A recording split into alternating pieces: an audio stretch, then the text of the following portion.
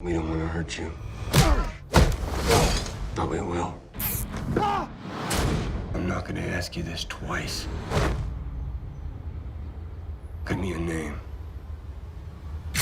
How would you say that the threat of Walt and Leyenda, Operation Leyenda, changes Felix? For that moment, he's already too cocky. He thinks nothing can touch him, you know, and that's the best tool that the agent has, right? Sure. Because he's not afraid anymore, and that's a problem, you know. he stops taking care of. He thinks he can get away with anything. I mean, he's sitting in front of the second of the president. He's running the country in a way with, you know, from the top with all that political structure, and he thinks he doesn't have to worry at all. There's this sense of revenge for what had happened to Kiki previously, but what is really driving Walt in this season? Walt, yes, I mean, he gets assigned to Operation Leyenda. And yes, his mission or assignment is to go down there and sort of disrupt the cartels, but he has a personal sort of something he's going after. He lost his brother to a drug deal through some drug dealers, and I think that there's sort of some things that are harvesting inside of him throughout the show that he sort of has this actual vendetta for Felix's character and this mission that he's coming for him, and he doesn't care about anybody that gets in the way and what the rules are, the laws are, is what his you know, boss is telling him. He wants, it's personal. It's, you know, it's so much more than just the Narcos or the DEA. It's personal for Walt, and I don't think that Felix's character really discovers that it's personal to him till much later. Right. He doesn't even know I'm around, I think, for at least the first 5 or 6 episodes. How clued into the character of Walt were you as you're reading the voiceover? Or are those kind of two separate things in your mind? When I sat down to do the voiceover with Eric Newman, and Carlo and Doug and everybody, I think I was really lucky because through doing the voiceover, they were very, very specific on everything with the voiceover, all the details of it. And I think through that recording sessions is when I really started to discover who Walt was, his sarcasm, a little bit of his anger, his viewpoints and stuff. So coming into the season, I sort of felt pretty comfortable of who Walt was. I feel like on a lot of jobs I'm sort of lost for the first 2 days of like, what am I doing?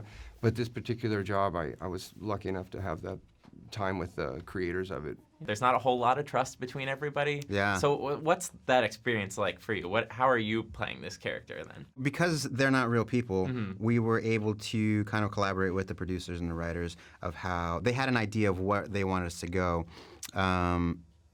We were able to kind of flesh it out and create something that each one of us individually was unique. You know what I mean? Like some of the other characters were doing it for family reasons. Some people had, you know, vengeful personal reasons. Mine was, I was one of Scoot's old partner, Walt Breslin's old partner, or current partner, that we had history that goes way back, and he wanted someone familiar and someone to kind of like be able to bounce ideas off of and know the line that you need to tread and how far to go over and when to pull it back. Ya no la van a rifar los colombianos.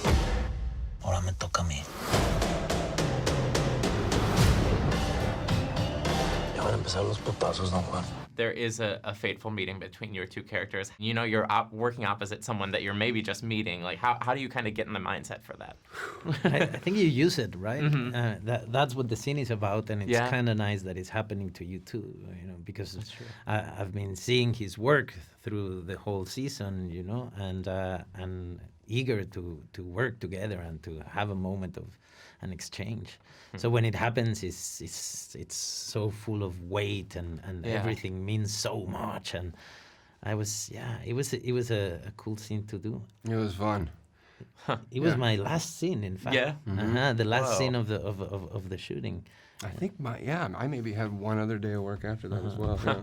No, I got wasted that I night. remember all the mezcal Before that the came shoot. out under the set. Yeah. Yeah. There was a party, our mariachi band, and There was a mariachi band there. It was great. We're obviously living in this time where there's so much terrible racist rhetoric coming from the White House and elsewhere, specifically about Mexico. And this show obviously shows a very, very interesting side of a very specific time in Mexico with the drug war and everything. Do you see that as like a net positive then? It does show that part of the history that I think is important to be told. But also shows part of Mexico that is beautiful. You know, some of the locations that were unreal, and some of the history of the buildings that we shot in. They go way back. You know what I mean? And I also think it's important for people to do their own research and not take what the media says for gospel. That Mexico is a beautiful country, and the culture is beautiful, and the people are beautiful, and that there's some of the most welcoming and generous. It's a very welcoming, generous culture. You know what I mean? So while there's things going on in the States and there's a lot of stuff in the media, I think people have to do their own research and experience their own experiences. Yeah. You both in the series have fantastic mustaches that you're rocking in character. And did those ever prove to be difficult with like continuity? No, I don't know that the mustaches were ever. I think there was other things with hair and stuff. Sure. It was mustaches, but no, mine was. It's my mustache, and then they just trim it every morning. You know. So it's just maintenance. It looks pretty good. Yeah. I mean, you guys look fantastic right now. Same. Yeah. It's mine. How do we get him? You want to dismantle an empire?